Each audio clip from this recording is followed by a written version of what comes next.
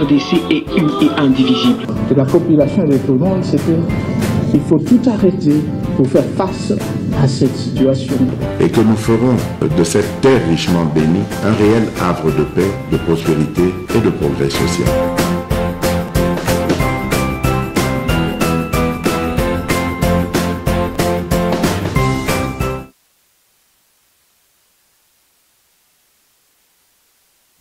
Chaque matin, nous élevons la même énergie. Monsieur Zedam, bonjour. Bozolanda MK Buzz Télévision, Bozalina TNT, Bozolanda MK Buzz officiel na YouTube, Bozali 89 300 personnes. Et je pense que Tosenge Bino et Lokomoko, s'il vous plaît, aidez-nous à partager les liens de cette émission. Bisigano Sobozali Kolanda, Bisobosa le maximum de partage. Vous partagez cette émission à Bruxelles, vous partagez cette émission vous à Québec, au Canada, vous partagez les liens et émission, vous partagez ces liens, Tobondelibino, vous partagez à Pretoria, à Diobourg. Avant de continuer, arrête-toi d'abord, partage les liens. Vous appelez na Facebook, vous appelez Ebele, attends l'anda que na YouTube, c'est possible, to sengio via na page Facebook. Obeta kaka MKBZ officiel, vas-y ko aimer, ko s'abonner à la page, bossa le maximum de partage pour te battre belé balanda nos émissions et que ça là très bien. Bozolanda biso na kamijo ngomba, bo partager cette émission, vous nous suivez na Kasumbalesa, bo partager. Bozana Lubumbashi, bozana Bel Air, merci na Pesubino Mbote, bo partager lien. Il y a émission Toutou Benoît, Jande et les autres. Entre vous partager les liens de cette émission. Vous nous suivez aussi na Kipushi. Vous partagez les liens. Il y a émission. Vous s'abonnez massivement. Il y a 5 personnes qui s'abonner. Vous avez Roachi, na Bel Air. Vous s'abonnez massivement. Vous avez commune ya Katoka, na Kananga. Vous partagez, vous likez. Vous nous suivez na Lusambu, na Sankuru. Vous partagez. Vous avez Lodia. Bozana Ilebo, Mbote na Bino, Bozolanda MKBZ officiel, Bozolanda biso na Miami, na Nantes, Bozana Toronto, vous nous suivez na Bordeaux, Bozana Paris, na Pesubino Mbote, Bande ya Suède, na Boseni Binote, Bande Bozana Rwanda, et pas à Kigali, le sanguinaire, Kanigagnon Munchonchi, na Pesubino Mbote, vous nous suivez aussi na Uganda, na Kampala, na Pesubino Mbote, na Burundi, Bolandi président, Ndaishimbe Alobi, Kagame Alekisi, Kagame Azoboma, Kagame Azana politique ya Bondoki, ye, ayeba ke asabongisipe, Birume Mwamboui, ako attaquer Kigali à partir ya Burundi, à Monique, il se voit de trop, il se voit un dieu sur terre, pour ton côté le misaye azate, donc ye, akomwa na likambonini, akoki, kosala na likamboana. Merci na bandeko, bo Zolanda Bisona, na Tanzanie et pas Magufuli na Pesubino pe Mbote toko beta lisolo lelo bandeko na ngai na bino comme boyebi na expliquer bino na mensonge ezali ebele pourquoi bazali ko bengisa obe minako pona nini malgré na moni bato bayaki wana. Pourquoi Minako a bengami na auditorat militaire? Est-ce que makelele nyonso tozo yok ezali kaka intimidation, une façon ya kobangisa bayeba fale basala musala basala correctement te? Qu'est-ce qui se passe na dossier ya Kabila par ricochet batonaye? Bon, mon aki comment mukolo na batika qui est na je crois 0h40 quelque chose qui débat 1h. C'est pas pour la première fois que Obe Minako Azala qui est invité, Azala qui déjà invité place wana, mais jour wana quand même Azala qui et Omela que moi mingi pour la première fois ba bengisa ki bango ebele, on avait dit Tomonaki Ferdinand Kambera Azalaki, Tomonaki Shadari, Tomonaki ebele. Mais pourquoi mokolo ya mibale ba bengisi kaka mina kuyemoko et qui devrait se présenter le bosso ya bazuzi otoyoki makambo et ou melaki. Je vous avais expliqué autrefois que situation tozanango ko lekanambo kanabiso, la situation est très compliquée. Je dis bien très compliquée. Vous avez un ancien président de la République qui a géré ce pays pendant 19 ans. Oyatika, intérêt privé. Parce que quand vous regardez Bozui Kabila Zanango comme individu bango na olive na bande kona bango na oyo bango batikali Congo ezoko kanate. Botala qui même na sorti moko ya Martin Fayulu alobaki Kabila s'est remémoré à mon abola mu Congo et pesa ye pona ye et sengeli azonga na pouvoir comme la politique ya Machiavel. Ba moyen pour quelqu'un qui cherche le pouvoir pour le pouvoir est admis. Alors que biso lelo en plein 21e siècle, nous avons choisi la démocratie, le ko la mode ya ko sali sa vote peuple a pesa bato bokonzi. Ngai mutu nazo sala émission o peuple a voté kinga massivement na Lukunga na Kinshasa parmi le miezeli. C'est que na linga qui n'a pas pouvoir dans zela ya peuple. Mais bati le kwebo, azalaki na neve na ye bati basebe, ba betinga musinzo ba botolanga yebonga. Donc la démocratie, peuple mutu chaka mutu. Peuple ndako pona ba dirigeant na ye. Ba méthode oyo autre exact démoniaque. Malheureusement, c'est ces méthodes là oyo ezali choisi par l'ancien président de la République. D'ailleurs, ces interviews, là qui c'est clair, n'oubliez pas qu'à Lobaki, dernièrement, le M23, et Zali qui reflétait le désiderata ya peuple. Donc, pour naïe, le M23 a reflété, ils ont souhaité ya peuple. Et vous avez vu, Bandakala, selon les informations, c'est l'alliance, na bandeko ya ba Rwandais.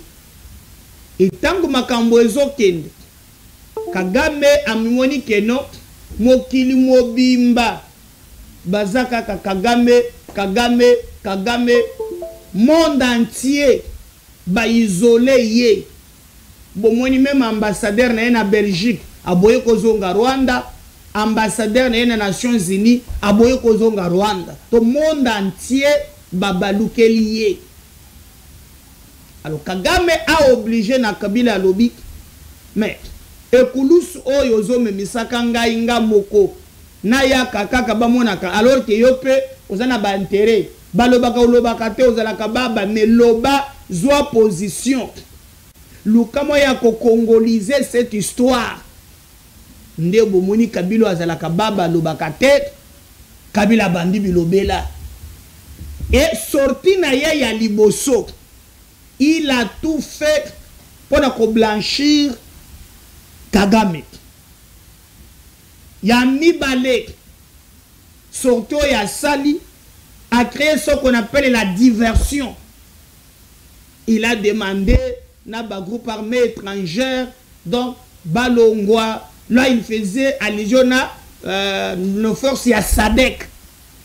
Mais jamais Boyoka Kabila, bien que lui-même déjà en 2013, il se plaignait déjà dans Makambo Oyo Kagame abandaki kolokatango salaki président. Aujourd'hui tout change, il veut prendre le pouvoir dans Zelawan. Nde bakaboli maintenant ba axe. Comment maintenant bakozo pouvoir ango? To moni nangambo mususu bazui axe o bango balobi bandeko mususu bakozala na est ba mususu bakozala na l'ouest. Na bande no pobo comprendre pourquoi ba bengisi Oben Minako. Alors Sobotali Jean-Pierre Bemba alobaki na sorti ngoko alobi azana ba preuve yali kukumate que tango bakangaki batu ya liboso ebimaki clair sans marcher le mot que Kabila mutu azali ko mener mouvement wana parce qu'il veut renverser Tshisekedi pour zonga na pouvoir. Et Bemba lobaki même que tango Kabila, il ne s'attendait pas que bakoki kokanga bato wana, mais asutuka boye bato wana bakangama. Et ça dit que amikimela.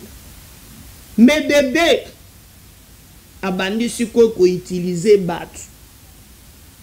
Entre autres, Monto azali ya bandundu ya Idiofa ezali Obe Minako. Je vous rappelle que Mikolo Eleka Kabila Zagana no pouvoir, ba moment na ye ya suka. To monaka ba tomoko ba mana bangombe o bazo boko la déjà bangombe. Vous vous souvenez Kongola Bosanaka. So tali bilongi ya bato wana à l'époque pour résumer que tous tenté mais je dois l'ingalo que les venus va photo tane émission mususu. Bon comment na omoni mutu moko Karuma Roger batondi na bandundo bayoko boko la ngombe ba Rwanda ya kolongola ko bakisa te ezalaki nzoka préparation ya koma front mususu koza la kuna poete bakota Kishasa mubondo sirigi phénomène mubondo bino moko bomoni comment batelemi. D'ailleurs moi j'ai perdu ndeko moko oyo azali ndeko ya Jano pe asona makie kokota Jano Mwamba bakendaki akota na armée akepe na biloko wana akufeli kuna azalaki mbila. Mais lorsque ozotala ndenge makambo ezaleli okondima ata muketeke bato bazana makoki ya batelema babanda komene ba action pe batelemela armée loyale non.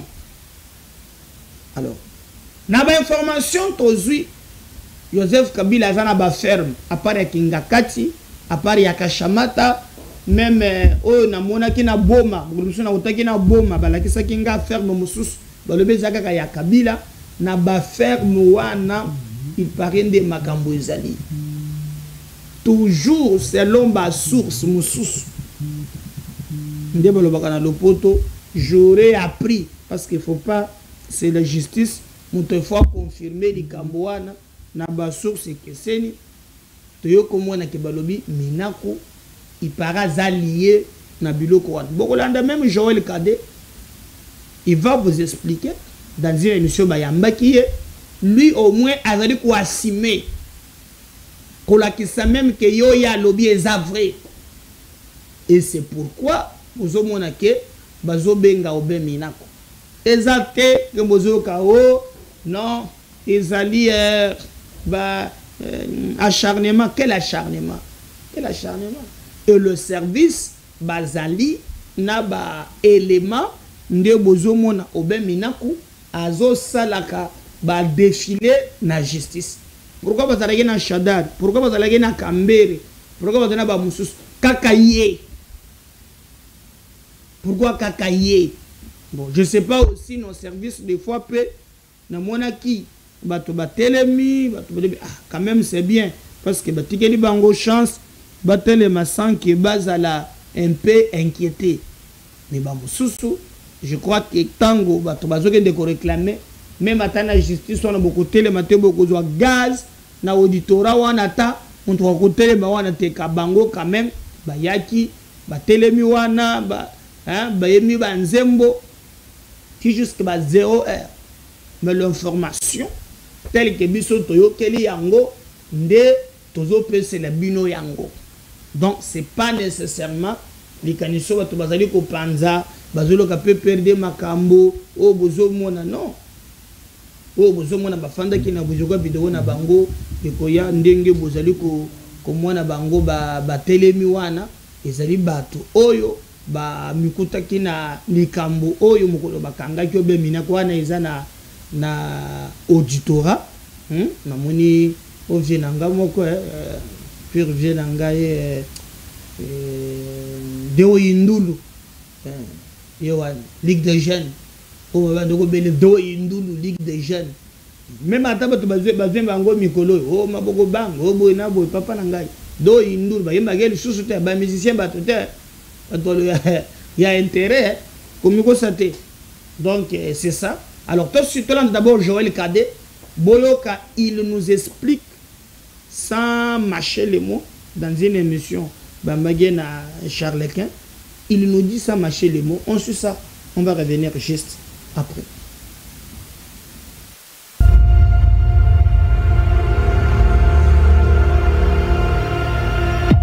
Cherché par tous les moyens pour éliminer Mbemba physiquement. Ah bon? Oui, Mbemba l'a dit. Pendant qu'il était vice-président? Oui, si Jean-Pierre Mbemba est vivant aujourd'hui, il n'y a que Dieu qui a maintenu Mbemba en vie. Aujourd'hui, c'est le 23 mars. Mbemba a failli perdre sa peau le 23 mars 2007 dans cette ville. Le 23 mars, il n'y avait pas de vie dans cette ville. Parce qu'Abila voulait désarmer Mbemba. Et Mbemba a fini à cause de cette journée du 23 et 24 mars où il y a eu la guerre dans cette ville. Mbemba a fini sa vie pendant plus de 10 ans à la CPI à l'AI. Que vient aujourd'hui l'idée dans Kabila de reconnaître que les revendications de M23 sont légitimes et que si on n'en tient pas compte, on va soulever d'autres poches de tension sur toute l'étendue de la République démocratique du Congo. Alors qu'on sait que les Mombondo sont dans ces fermes, c'est là où ils reçoivent armes, munitions, c'est là où ils reçoivent formation par des Rwandais. Dans ces fermes. Et Kabila a acheté beaucoup de fermes dans les Bandundu ici. Pour cette raison d'ailleurs que M. Chadari, M. Minakou ont été convoqués par la justice militaire. Et c'est pour cette raison qu'on leur a interdit de sortir du pays. Parce que les Mombondo ont témoigné qu'ils reçoivent armes, munitions de la part de ces gens. Il n'y a aucune communauté qui a donné mandat à Bukondoa et à Senga d'agir. Ah bon? Il n'y a aucune communauté. L'ECC, c'est pas comme l'église catholique. L'ECC est une association de plusieurs communautés. Vous êtes de l'ECC? Oui. Nous avons les presbytériens, nous avons les baptistes, nous avons les mennonites, nous avons les méthodistes. Il n'y a aucune communauté. Vous n'allez pas me dire qu'il y a une seule communauté, que ce soit 33e communauté pentecôtiste au Congo, que ce soit 30e communauté presbytérienne au Congo, qui a donné le mandat à Bukondoa d'engager notre église. Il n'y en a pas. Allez-y dans toutes les écoles, tous les espaces protestants aujourd'hui. Ils ont été mis en amodiation par Bukondo. La toute première. Ah bon? Allez à Chaumba. Chaumba est resté aujourd'hui restreint comme ça et les grosses bâtisses des Libanais et des Indiens sont montées. On commence à vendre les chichas, la boisson à côté du lycée Chaumba. Allez à l'école primaire Lisanga. Mais s'il n'y a pas du courant, c'est tout noir. Les enfants ne savent pas étudier. Leur jardin, Bukondo a tout mis en amodiation, a tout vendu. Alors, ce sont ces gens qui ne savent pas gérer l'avenir de nos enfants, qui vendent tout aujourd'hui, à qui nous allons donner notre avis. La mission de la Senko, c'est Katumbi, Kabila qui ont donné les moyens. Et qui ont donné les moyens à qui? L'archevêque de Lubumbashi, M. Mouteba, à Addis Abeba. Vous avez suivi l'interview sur RFI il y a 3 jours. On pose la question à Mouteba. Mouteba reconnaît non, il faudrait que les deux personnes se parlent, Kagame et Tshisekedi. Mais quand Bukondo intervient, il dit non seulement qu'ils doivent se parler les deux, mais on doit parler entre nous. Alors ils disent quoi? À première vue, c'est d'abord la paix, la cohésion entre les Congolais. Et par la suite, il y aura une conférence internationale qui va réunir les pays de la région de Grand Lac. Alors l'accord cadre d'Addis Abeba, on va jeter où? Parce que si on organise une conférence internationale, c'est la région de Grand Lac. Ça veut dire quoi? C'est la conférence de Berlin bis. Quelles sont les revendications du Rwanda jusqu'à aujourd'hui? Qu'est-ce que le Rwanda donne comme revendication? Ce n'est pas que le Rwanda a ses terres ici au Congo. Ce n'est pas que le Rwanda a un problème de terre. Sarkozy a dit il faudrait qu'on réfléchisse comment partager les ressources naturelles frontalières entre le Congo et le Rwanda. Vous comprenez? Donc, alors, est-ce Makambouya zo confirmé? Nos services basés na information yoté? Ou bien c'est la complaisance dans un pays où Bozali na une partie à mabélé entre le maître des ennemis. Bozo Salani.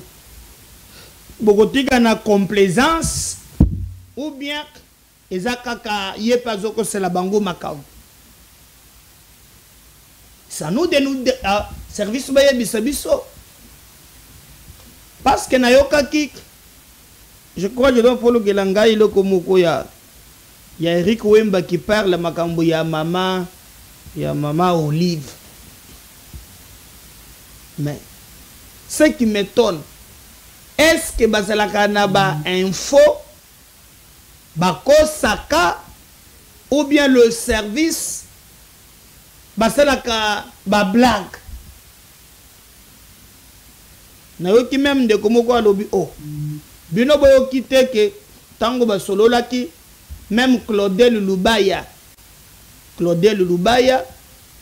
akendaki koyebisa ndiko wana ono non toke na mpo mona Lubaya omona Katumbi mais to mona ki dernièrement tango bandaki ko sambisa awa makambo yo koma boye tolandaki Eric Nkuba oya samba qui a un auditorat. Mais on a voulu politiser kolobake non eza lukuta eza na bo oya talisa ki comment plan et bongi sama qui pèse la qui planifié. Bon, je sais pas bande konangai ndengeni bato bazali komona makambo, mais en tout cas en réalité esengelinde tout ça là effort pour na kotombo la mboka na biso koluka quand même qui vérité et bana olié ya kotika mboka mobimba na maboko ya bandeko oyo bazali ko profiter peut-être sachant que baza malin pour na ko détruire mboka na biso. Je sais pas ce que vous aussi il y a l'élément auto monaki ndoko musu place là qui révélation sur ndengeni Olive Lembe, je sais c'est Eric Wemba partir voilà. Tout là on a pris notre révélation et bon mito na mituna ba service na biso basala kanine. On suit ça, on va revenir juste après. Mon livre ebisa pero luwara alinga côté alinga répé Christian Boussembete non seulement alinga rabino te mako pardonner rabino jamais Christian Bousembe po benga mbali nenyei Katumbi po apesa opposition moyen ba déstabiliser yango to sengi président Katumbi okuta makambo yote tika Kabila ye moko lokola za vrai patron M23 tozo wanga na Kabila mais to monaki akendaki kotika nanga na Uganda. Nous l'avons vu là-bas. Nous avons tous les indices que Kabila soutient les M23. Tika ya assimé. Parce que Kagame sengi bango ba assimé. Tu dis que Angers pour na Kabila, o bali ba kota Katumbi pe na kopwana, c'est de reprendre les grands Katanga. De reprendre la main sur les grands Katanga pour asphyxier les Congo. Angers à Kabila na guerre wana. Yango Kagame pa lobi avant na soutenir yo Kabila. Ou qui que ce soit kota na Katanga bo s'afficher. Makambo ndanga eza soute. Asengi Kabila à s'afficher parce qu'il n'y a pas à acquiller la communauté internationale à s'afficher publiquement, mais Kabila tient à reprendre le contrôle de Katanga. Yango moni bitumba oyo ngoyi mulunda mena qu'il est parti mener des actions actions insurrectionnelles na Zambie. Yango bakanga qui est bazongi saki na mboka oyo parce que bango batie na mutu na bango na mutu azana Senko wana yango na ko telemela dialogue sous l'égide de la Senko na kozongela wana na muto batie na Senko wana soki Fulgence Muteba président ya Senko wana baza na même logique que c'est ngana lobite que Katanga koko ba présidenté mais penser que le président du Congo doit être obligatoirement katangais parce que Katanga contribue à 90% na richesse mboka na biso, je ne suis pas d'accord avec ça. Yango ba mener mouvement na bango l'enjeu principal les ali ko reprendre Katanga et yango zomo na mutu wana le combat de Fulgence Muteba yango wana que le pouvoir revienne au Katanga. C'est pourquoi pendant les élections, il s'est fait agent de propagande à Katumbi. Et c'est lui qui a organisé aussi Fulgence Muteba. Il a organisé soi-disant réconciliation Kabila Katumbi. Et Simba peut bien être. Parce que bande comme Moussou qui campagne à Katumbi. Pour la Sabino Rankaino, on a besoin de problème dans mon livre. Simplement parce qu'ils sont partis comme journalistes dans la campagne à Katumbi. Et lui, qui balinga côté, bon Katumbi na batouana. C'est débarrassé. Bimana Makambouana papa Katumbi. Maman Oliva ebisa pero luwara alinga côté alinga répéter. Voilà. De révélation en révélation, c'est biso toyoka ko sala bino musala couper sa vérité. Bon, bao bazoyo ka bakonzi.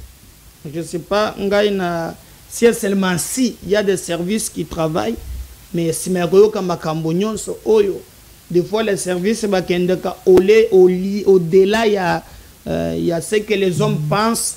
Parce que Bango Baza mieux informé et ce pays ne doit pas être déstabilisé pour des intérêts égoïstes ou bien pour des intérêts partisans. Alors, consultation, vous voyez que c'est bandit pour la formation, il y a gouvernement de l'Union nationale. Nous comprendre cette haine, cet acharnement, diabolisation. Oh, on a monné la plupart. Yabato bazali ko s'attaquer na professeur André Mbata na landi même moko akokiango na motema te bati lukwebo abimi o Mbata mais Mbata soki bato bazana frustration mais c'est le président muto apesi mission ya ko organiser makamu. Yé moko Mbata azalaka premier vice-président de l'Assemblée nationale. Mokoloba longola yé. à se plaigner et pas ya nani. Est-ce que à cela a une déclaration? À ce que je sache, c'est un professeur des universités. Namoni, même pour un communiqué, il va rendre public comment bako yamba batuna union sacrée. Na landi dirkab ya Eberan. Oh muntu mususu azana yete comme si azobwa que la ye jeton. Mais en réalité, kaka liste oya rendre public. Et la liste wana batron so bazali ko respecter pour bazala consulter. Bon mona que même lobby kaka programme ya pesa ki nde bato bazolanda bazotosa. UDP ça zala ki wana bato baz. Alors pourquoi s'agiter, s'acharner contre lui? Lui ne fait qu'organiser Moussala au président de la République à Pessi. Et ceux qui ont le pouvoir, aux la ministre, combien ils signé pacte, vous avez la poste. Pourquoi c'est bousculé? Tolanda Mboso, Pepe ale Mbakate, Pepe alobi azana bino, ti mokole so kozonga. Aussi citoyen Mboso, on revient juste après. Effectivement, comme vous le voyez, j'ai été reçu par le conseiller spécial. Nos échanges ont tourné autour de l'initiative formulée par le chef de l'État, celle de mettre en place un gouvernement d'union nationale. C'est autour de ça qu'a porté nos échanges. Moi, j'ai donné mes points de vue personnels, ce que j'entends comme gouvernement d'union nationale. Je pense, compte tenu de ce qui se passe dans notre pays, notamment l'agression rwandaise, des difficultés économiques et sociales, il faudra alors, dans le cadre de ce gouvernement d'union nationale, mettre des Congolais compétents, capables, de répondre aux attentes des Congolais. Les attentes des Congolais sont lesquelles? La paix. Il faut mettre fin à la crise. Il faut mettre fin à l'agression rwandaise. 2, il faut un gouvernement qui doit être capable de réaliser des projets pour répondre aux attentes du peuple congolais. Voilà mon point de vue brièvement par rapport à l'avènement de ce gouvernement d'union nationale. Si nous mettons des hommes compétents, fidèles, patriotes, de la majorité tout comme de l'opposition, de la société civile, nous aurons en ce moment-là montré notre fidélité au chef de l'État, notre patriotisme, l'amour que nous avons pour ce pays. Et en ce moment-là, le Congo peut aller de l'avant. Mettons de côté nos intérêts personnels. D'abord, c'est le Congo et les Congolais. Mais j'ai parlé quand il faut mettre des hommes capables, y compris ceux qui sont dans l'armée. J'ai parlé même des achats des armes, de munitions, de tout ce qu'il faut à nos forces armées pour qu'ils soient en mesure de répondre aux attaques de l'agresseur. Mais en même temps, mon point de vue, tout en faisant la guerre, il faut former une nouvelle armée. Effectivement, comme vous le voyez... Tout tango na classe. Ngana tango na tableau. Histoire.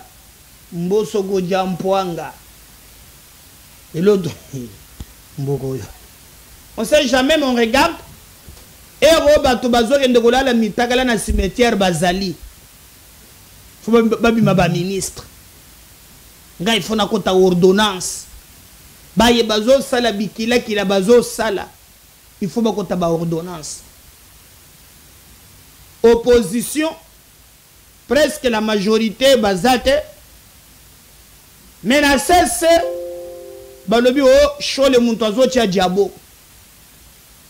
Chole muntazo tia diabo. O bo kendete boyaka na formule na biso. Namoni, il y a un communiqué qui circule. Misabiso. Bazui, évêque Yamboujumaï, je crois, Monseigneur Komboué Koya. Balobi, oh, yé montozo tinda abe Blaise Kanda pour s'attaquer na Senko. Oh, pour na yango, il faut balandela bien. Abe Blaise alobi, makamboya zoloba, et talibé moko. Botika Monseigneur ya diocèse ya Mbujumayi Pamba. Bolandi même na vidéo loba balobi Monseigneur Fulgence Muteba Mutolubi Lunonwant. Lui travaille pour te katanga zonga na pouvoir. Donc botika makambo ya lobaki ya wezele ko engager beye moko. Donc évêque ya batu ya diocèse ya Mbujumayi azali impliqué dans likambo ata mon côté. Merci de vous abonner massivement, de partager les liens de cette émission. Si le Seigneur ne revenait pas, je reviens tout à l'heure dans deuxième numéro, votre chaîne, les chaînes Y'a Valère. À tout à l'heure, merci. Bye.